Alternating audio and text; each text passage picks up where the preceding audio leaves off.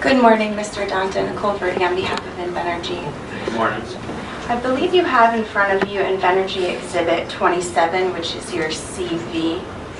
I know you submitted that several months ago. Is there any changes you'd like to make to your CV?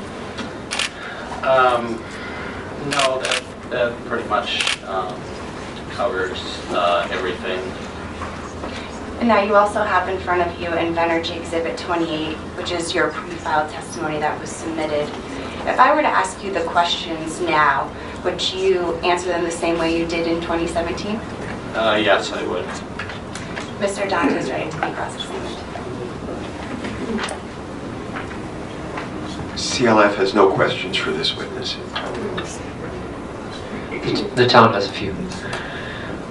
Good morning. My name is Mike McElroy. I'm the attorney for the town of Burrillville. Good morning. And I notice on page, I'm going to just be working through your testimony from beginning to end. So, Mr. Dante, could you speak into the mic louder? Thanks. Okay. I notice on page 1 of your testimony, line 18, that you have a PhD in anthropology. Is that correct? Yes, that's correct. So it's Dr. Dante, I assume? Yes, it is. Dr. Dante, have you ever worked for Invenergy on any matters other than this one? No. Have you ever testified against a utility project? No. Now, I notice on page 2, line 8, that you're testifying in support of section 6.13, cultural resources. Is that correct? Yes, that's correct.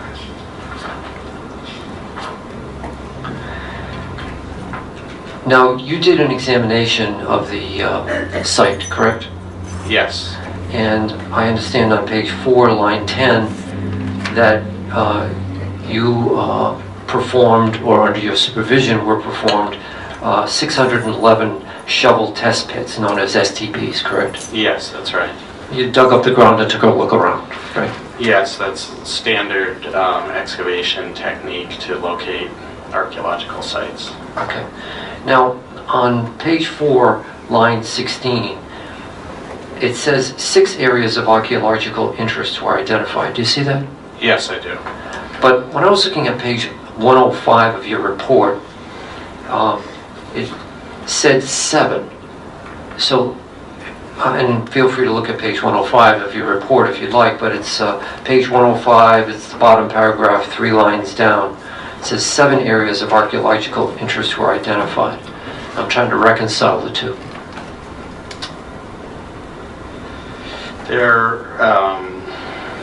There may be, within this 100-plus page report, there may be, some inconsistencies that were not caught in the editing process. So when it says that areas of archaeological interest were identified, there are a number of different ways that archaeological sites are defined and whether they're significant and what actually constitutes a site versus an isolated artifact. There are different ways that can be defined, and that might be the source of this inconsistency here. Because we did find, periodically find artifacts in various portions of the plant site, some of which are just recent, trash, and some of which were Native American artifacts. But the way the state defines sites and what is significant,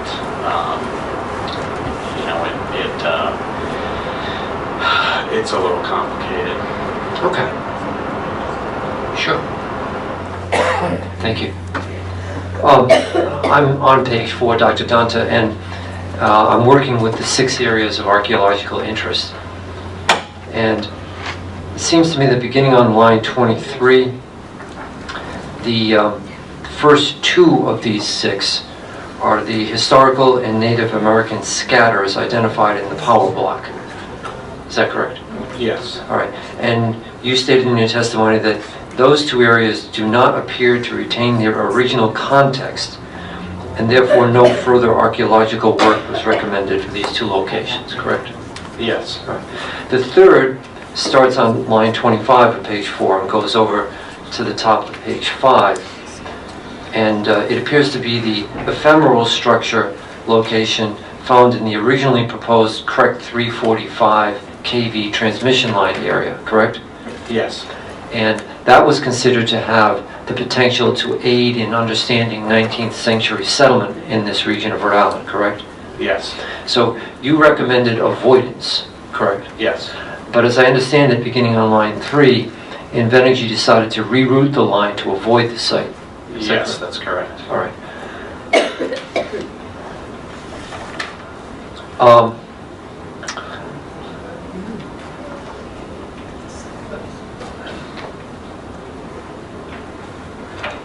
Would you agree, or would you recommend that if this board were to issue a license for this plant, that a condition of the license should be that this site is in fact avoided? The ephemeral structure? Yes. Yes. The fourth one appears to begin on line 4, and then the rest of this is all on page 5. It's the historical artifact scatter identified in the frontage survey area, which is a parcel along Wallam Lake Road. Is that correct? Yes. Right. And your conclusion was that that does not appear to retain its original context, and no further archaeological work was recommended, correct? Yes. The fifth starts on line 7 and appears to be a historical structure foundation likely associated with a barn, correct? Yes. And your recommendation was that it should be better documented prior to any disturbance if impacts to this location are required, correct? Yes. And you said that Gray and Pape, is it Pape? Am I saying? Pape. Pape recommended avoiding it and an associated 20-meter radius, or if avoidance is not possible, you recommended additional archaeological investigations, correct? Yes. Now, what is the result of your recommendation there? Has that been followed up? Has Invenergy agreed to avoid it? My understanding is that that area was not needed for construction purposes, so there was no reason to do further work. In other words, your understanding is that it will not be disturbed? Yes. Right. And again, would you recommend that not disturbing that area be a condition of any license that's issued? Yes. Right. And the sixth area seems to be summarized in the final paragraph on page 5, lines 12 through 21, and it's referred to as the Iron Mine Brook Dune site, correct? Yes. Right. And this had deposits similar to many early Native American sites in New England, correct? Yes. And so you said that considering the fact that it was possibly in its original context and had the potential to aid in understanding Native American settlement in this region, that you recommended, again, avoidance, correct? Yes. But you were not to say that Invenergy did not feel that avoiding this location was possible, correct? Yes. And therefore a phase 2 survey was done in order to assess its eligibility for the National Register of Historic Places, correct? Yes, that's correct. And based on that phase 2 study and what you found to be a lack of diversity of artifacts and the absence of cultural features, the site was not eligible for the Register of Historic Places, correct? Yes, that's correct. But, and correct me if I'm wrong, it would seem to me the fact that it was not eligible for the Register of Historic Places doesn't seem to make it unimportant, does it?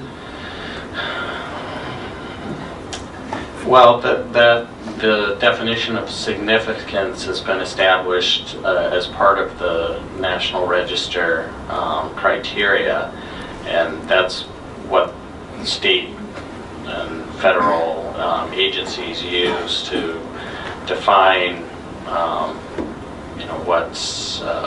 what archaeological sites basically should be avoided or are not important enough to avoid.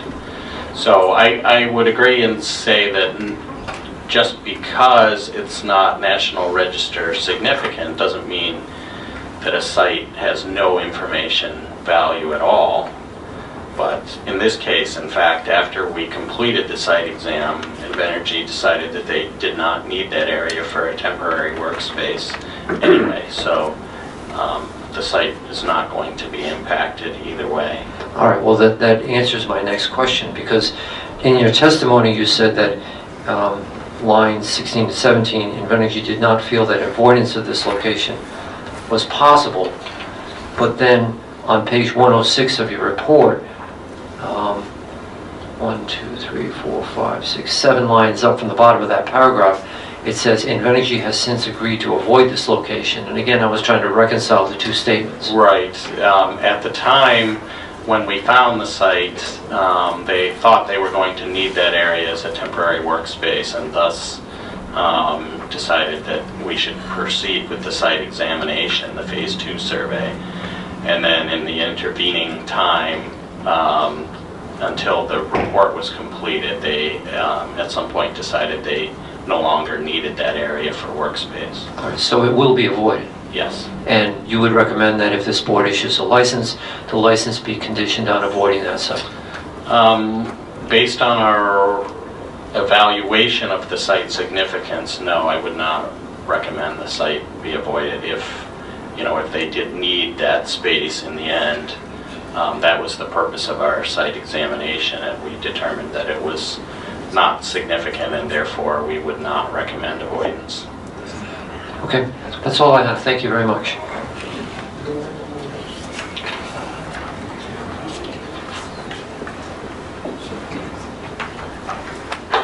Are there other questions? OER has no questions. Can I just ask one follow-up? Sure. Is there anything to clarify regarding the first question Attorney McRae asked regarding the 6 versus 7? Yes, I did. Yes, I did briefly review the full report and found the discrepancy was that the full report included testing of a proposed well area that was later deemed, they decided that they were not going to use that well. So the summary testimony here was completed after the report, so that area was no longer relevant. We did find an area of archaeological finds at the well area, so when I wrote this testimony, we didn't include that because that was no longer relevant. So that was the 7th area, was the well area that is no longer part of the project. Thank you. Chairperson, I have one question for Dr. Danton. I'm just trying to follow the logic. The Iron Mine Brook Dune site is deemed not significant and therefore does not need to be avoided. Yes, that's correct. Were the other 2 sites, the ephemeral structure and the foundation, sites that were deemed significant, and that's why you're saying they should be avoided? Our policy, generally the policy in archaeology is if a site can be avoided as soon as it's identified, then that's the first and best practice. So we don't always go to the second phase of survey, a site examination, unless it's necessary. So in those 2 cases, the ephemeral structure and the barn foundation, Invenergy was fine in avoiding both of those. So we did not conduct further survey, and we couldn't, without that additional survey, we can't make a conclusion as to whether or not those 2 areas are significant under the National Register criteria. Clears it up, thank you. And so it doesn't matter because they are no longer considering using the land. That's correct.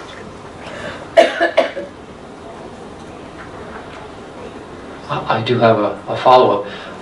Dr. Danto, I'm confused just a little bit about the timing, comparing the timing of the preparation of your report that we've looked at and the timing of the preparation of your testimony. And I understand from the redirect examination that the discrepancy between the 6 areas and the 7 areas was due to the fact that it said 7 in your report, but only 6 in the testimony because of the elimination of the well area. Yes, that's right. And that the testimony was prepared after the report, correct? Yes, that's right. Then I'm having a hard time reconciling again this Iron Mine Brook Dune site, where in the report it says that Invenergy has agreed to avoid this location, but in the testimony, and it says that, which was prepared later, it says that Invenergy did not feel that avoidance was possible. Yes, I could have included another sentence in this testimony that said that subsequently the temporary workspace where the Iron Mine Dune Brook site is located was no longer needed, but I did not include a sentence to that effect. I included the sentence about how the site, Invenergy, did not feel the avoidance was possible because at that earlier time that was the case, and that was the reason we conducted the Phase 2 survey. But you know, I did not include an additional statement to the effect that the area had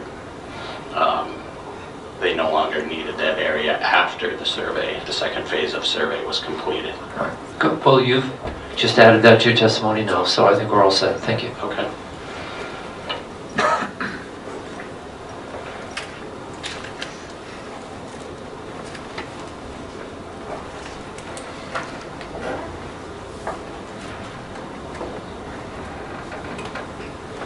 Any other questions for this witness? Thank you very much.